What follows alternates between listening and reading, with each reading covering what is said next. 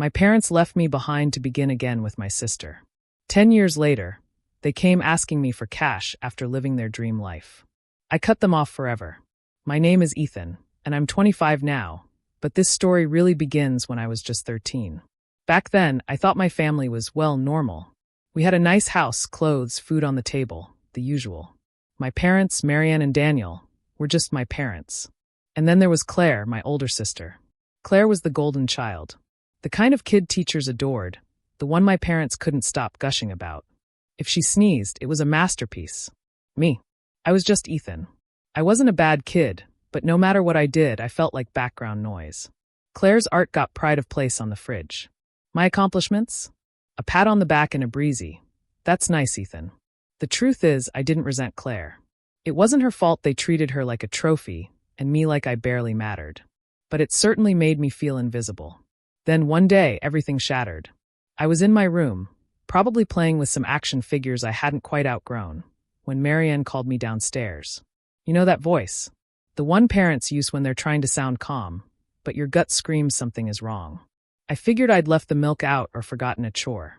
But when I walked into the living room, Daniel and Marianne were on the couch, looking way too serious for a lecture about dairy. "Sit down, Ethan," Daniel said, his voice tight, like this was a business meeting, not a family talk. Marianne tried to look empathetic, but it felt off. I sat, totally confused. She took a long, shaky breath. "Ethan, we need to talk about something important."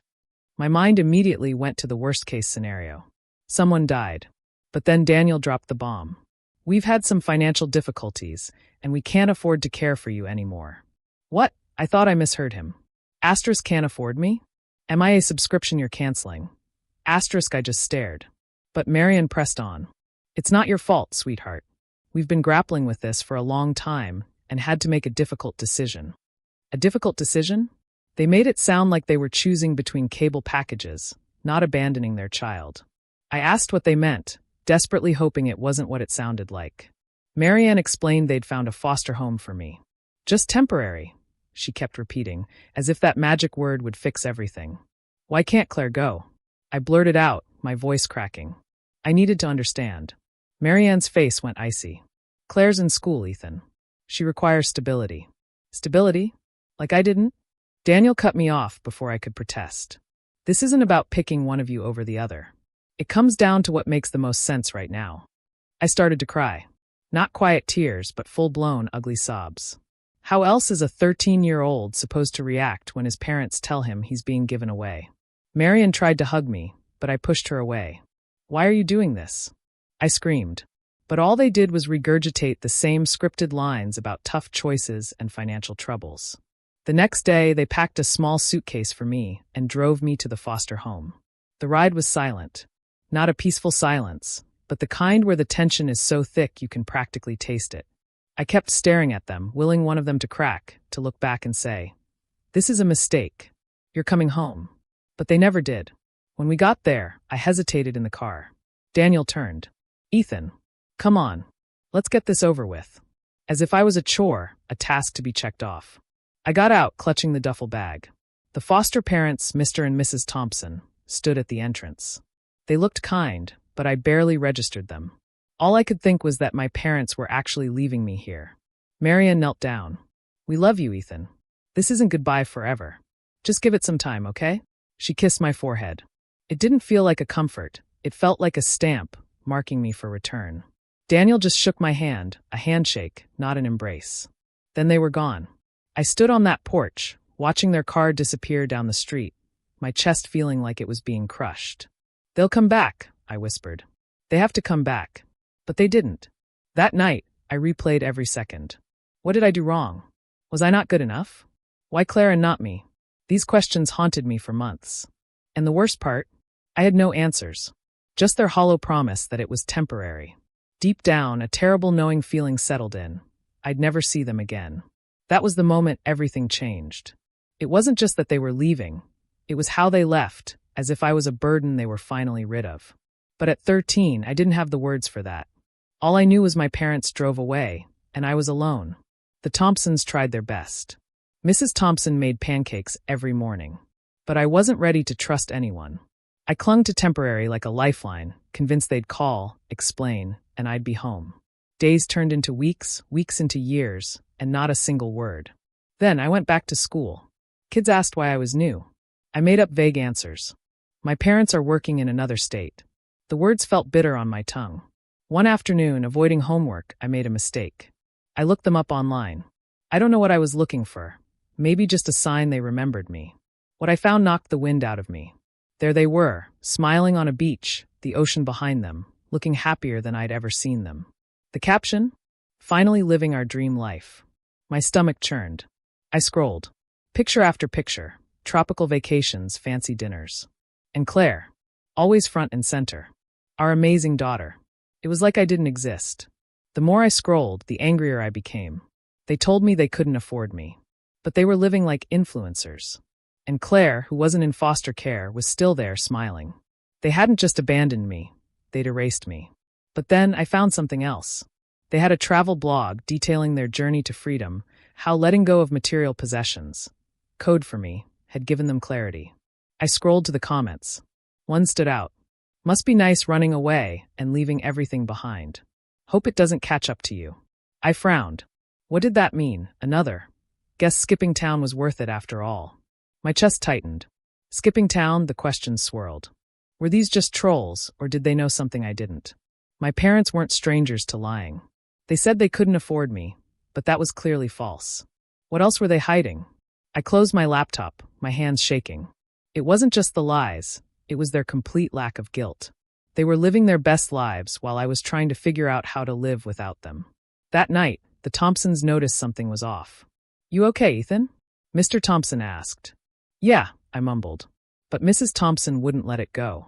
You don't have to tell us, but if something's bothering you, we're here. I looked at them.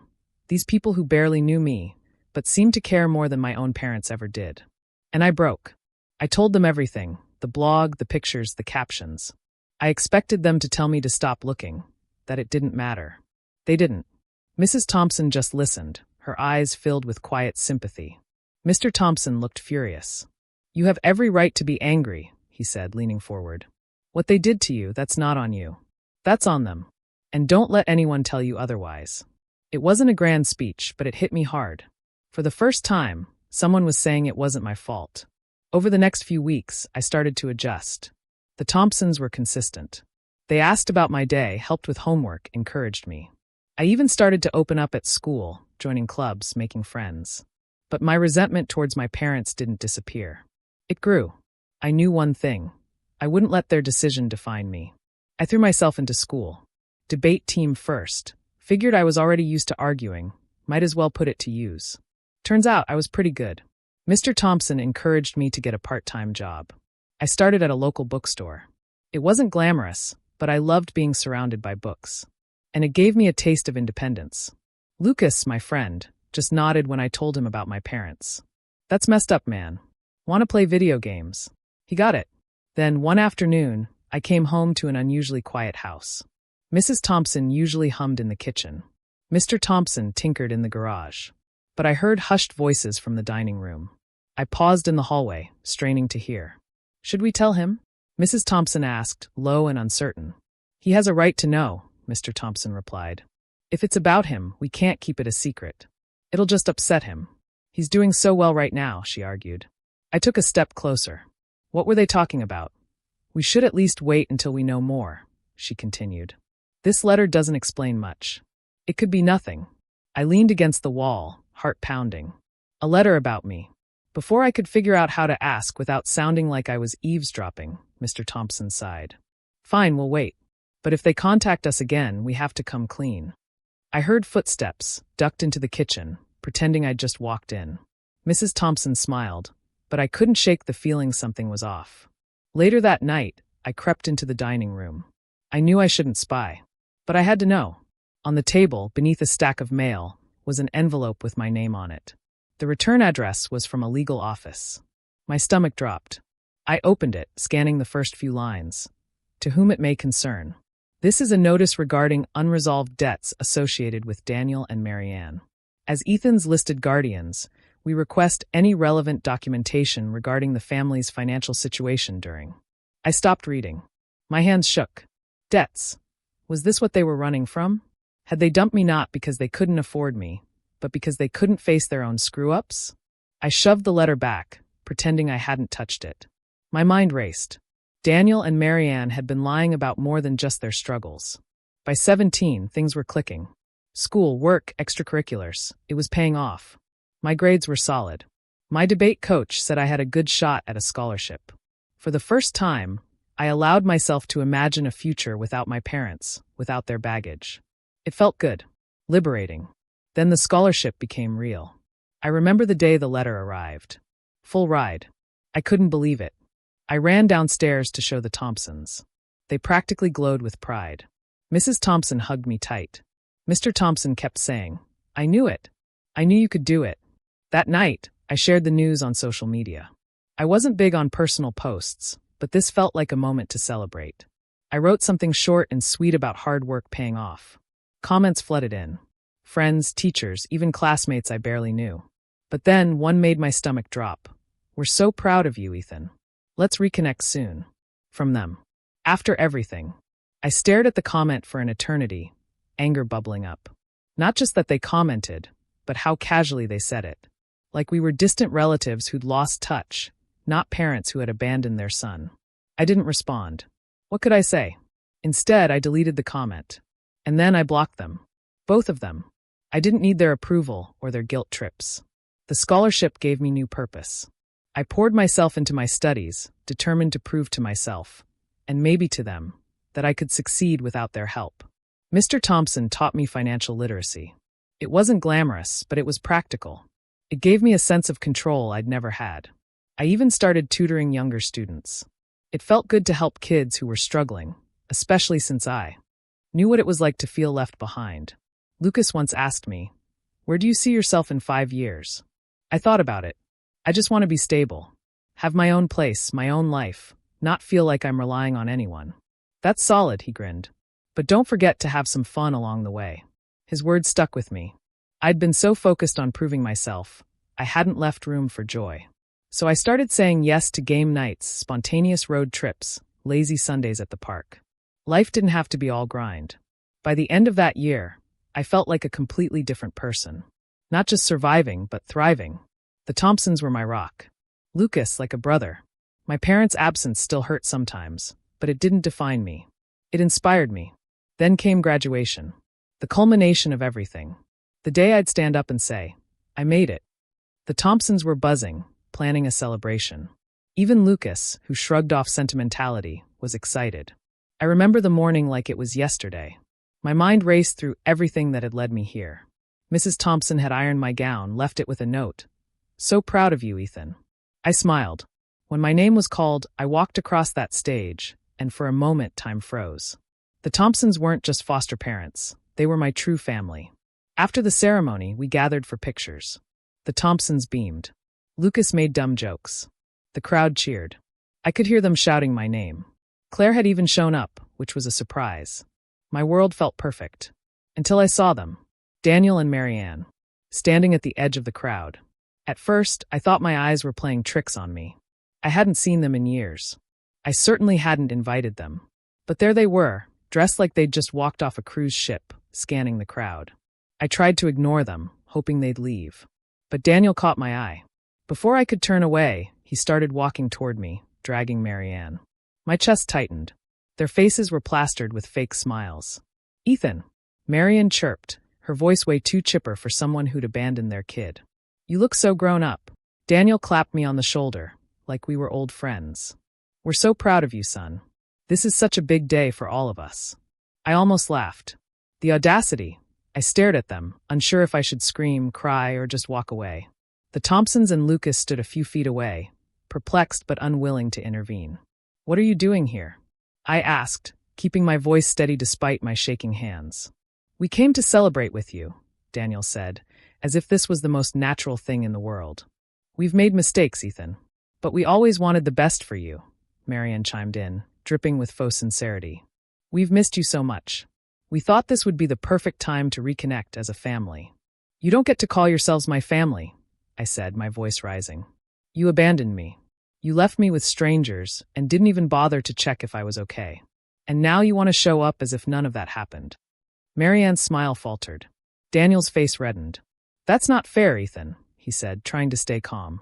We did what we thought was best for everyone. Best for everyone? I shot back. You mean best for you? Don't stand here and act like you did this for me.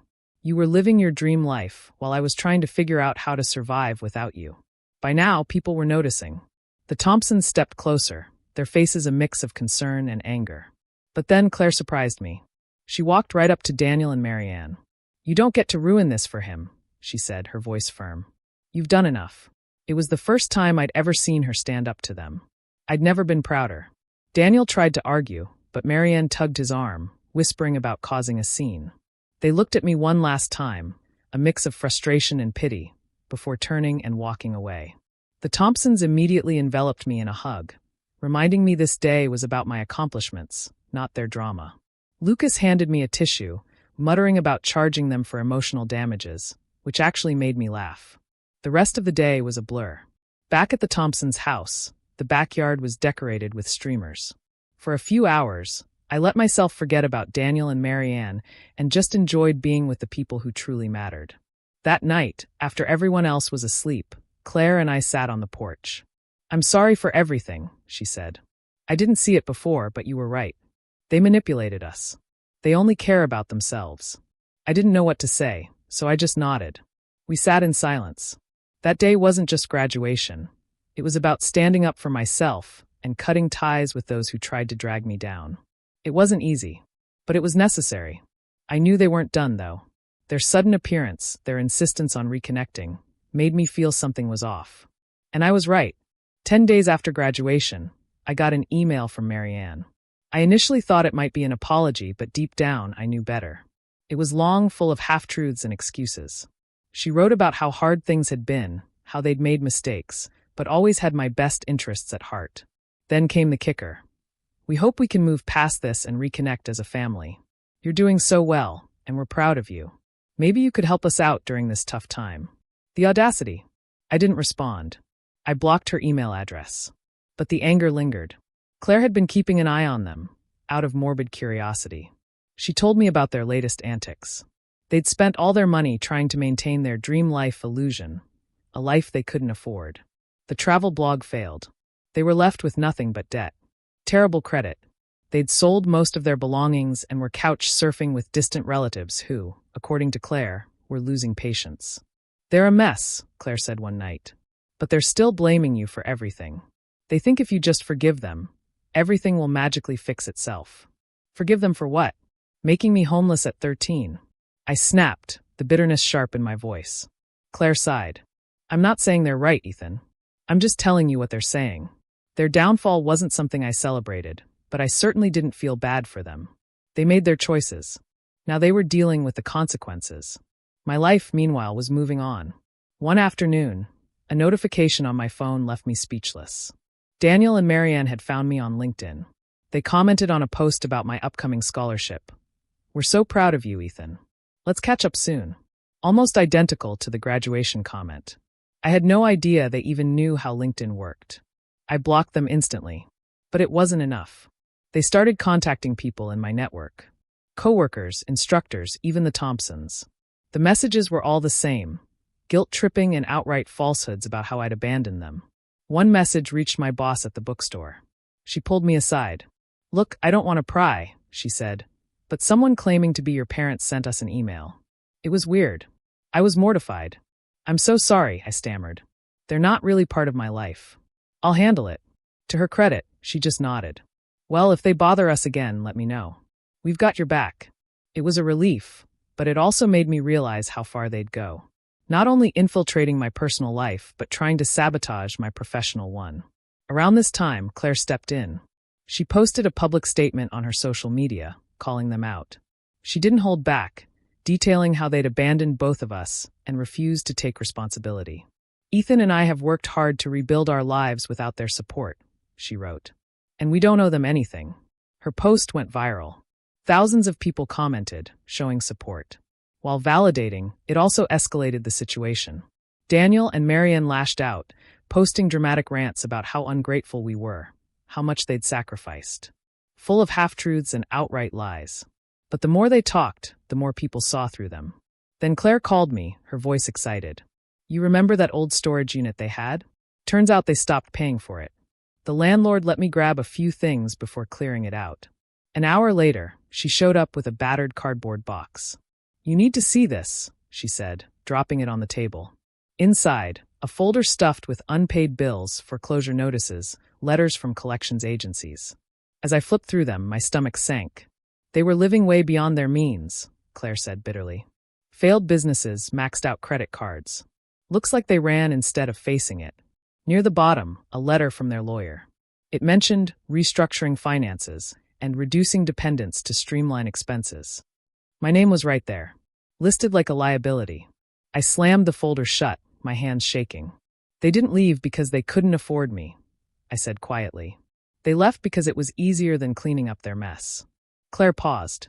I thought you deserved to know. Thanks, I muttered. After she left, I stared at the folder, torn. Burn it. Keep it. In the end, I kept it. Not for them. For me. By the time I started college, their reputation was in shambles. People reported their crowdfunding campaigns as fraudulent. Even the relatives they'd been staying with had kicked them out. Claire reported they were still clinging to the idea that I owed them something. But I was thriving. College was everything I'd hoped for. I started a side hustle. Financial literacy workshops on campus. It felt good to give back, remembering all Mr. Thompson had taught me. One day during my third semester, Claire called. You're not going to believe this, she said, her tone a mix of frustration and disbelief. They showed up at my apartment. What? I asked, my chest tightening. They were crying, Ethan, begging me to convince you to talk to them. They said they're desperate. I sighed, rubbing my temples. What did you say? I told them to leave. I said if they showed up again, I'd call the police. I didn't know whether to be angry or relieved. Part of me hated they were still trying to drag Claire into their mess. But I was proud of her for standing her ground. She'd come a long way. I didn't owe them my forgiveness, my money, or my time. What I owed was to myself, to keep building the life I desired, free of their influence. But they weren't the type to let go, especially if they thought there was something in it for them. It started with calls from random numbers. I usually ignored them. But one day I answered. It was my Aunt Diane, a relative I hadn't spoken to in years. She didn't waste any time. Ethan, what is wrong with you? She snapped. Excuse me, I said, completely taken aback. Your parents are struggling, living in their car, and you're just ignoring them like they don't exist. They're your family, Ethan. You owe them at least a little kindness. I bit back the urge to laugh. Kindness? Did they show me kindness when they dropped me off at a foster home and never looked back? Diane huffed. They were doing what they thought was best. People make mistakes, Ethan. You're being heartless. I hung up. I wasn't going to waste my energy justifying myself to someone who clearly had no clue. Over the next few weeks, similar calls came in from distant cousins. The same script every time. I was the ungrateful son, the selfish one who couldn't forgive his poor parents. What none of them understood was that Daniel and Marianne weren't just bad parents. They were toxic, manipulative, and completely unwilling to accept responsibility. Helping them would only drag me back into the mess I'd worked so hard to escape. When the calls didn't work, they took it to the next level. I received an email from a lawyer representing them with the subject line, Notice of Intent to Pursue Financial Support. I opened it, skimming the legal jargon. It boiled down to this. They were suing me for financial abandonment. They believed I was obligated to support them now that I was successful. It was laughable. I wasn't a millionaire. I was just starting my career. And I'd been in foster care. Legally, I owed them nothing. I forwarded the email to a lawyer the Thompsons had connected me with. They don't have a case, she assured me. They're trying to scare you. Don't engage. It was good advice, but it still left a sour taste. The idea they could twist the story, make me the bad guy after everything they'd done, felt like salt in an old wound.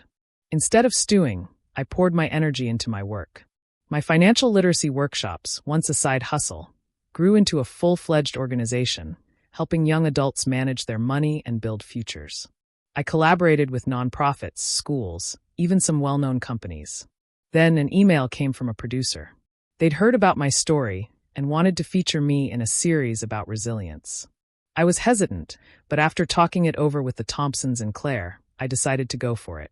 If sharing my story could make even one foster child feel less alone, it would be worth it. The filming was surreal. They asked if I wanted to include anything about Daniel and Marianne. I thought about it. I decided to mention them briefly, not to shame them, but to provide context for my journey. They made their choices, I said during one interview. And those choices shaped me in ways I never expected. But they don't define me. My life now, the family I've built, the work I do, that's what matters. But during a filming break, the producer pulled me aside, looking uneasy. "Hey, Ethan," she began. "We found something during our research. It's about your parents. Are you okay hearing it?" I arched an eyebrow. At this point, I'm not sure anything could surprise me. "Go ahead." She took a deep breath. It turns out they were evicted after defaulting on several loans. There's also a history of unpaid bills. And this is where it gets messy, potential fraud accusations. It looks like they skipped town to avoid legal trouble. I stared at her. Fraud accusations. The words felt heavy, sinking in slow motion. She nodded. It wasn't major on the surface, but there's a pattern. Failed business ventures, sketchy credit card activity, attempts to secure loans they couldn't repay. They left a lot of people hanging. The anger I thought I'd buried flared up again. They weren't just selfish.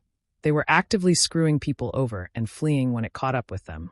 The producer gave me a sympathetic smile. "It seems that way. I thought you should know, in case it comes up later." I nodded, my head whirling. Their lies had always felt personal, as if they were all about me. But knowing they'd left a trail of damage behind them made it so much worse. When the documentary premiered, people from similar situations flooded in to thank me. Some said it gave them hope. Everything I learned about Daniel and Marianne confirmed my suspicion. They abandoned me because it was convenient, a way to cut their losses and start over.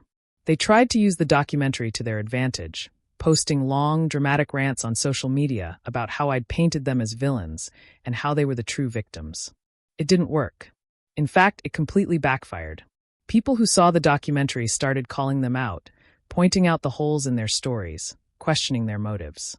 Their attempts to regain sympathy only solidified their reputation as manipulative and selfish. Meanwhile, I bought my first home, a cozy place in a quiet neighborhood. I invited the Thompsons and Claire over for a housewarming dinner. We spent the night laughing, eating too much, reminiscing about how far we'd come. Claire was thriving too, graduated from college, starting her own career, free of their shadow. To be honest, I don't regret my decisions. Family isn't about blood. It's about who shows up, who stays, and who helps you become the best version of yourself. It wasn't easy to let go of Daniel and Marianne, but it was absolutely necessary. My success, my happiness, it came from the Thompsons, from Claire, and from the family I built. The family I picked exceeded all of my expectations. Now, I've shared my story with you. I'm curious, what would you have done in my place? Have you ever had to cut ties with people who were supposed to be family? Let me know in the comments below. I really want to hear your thoughts.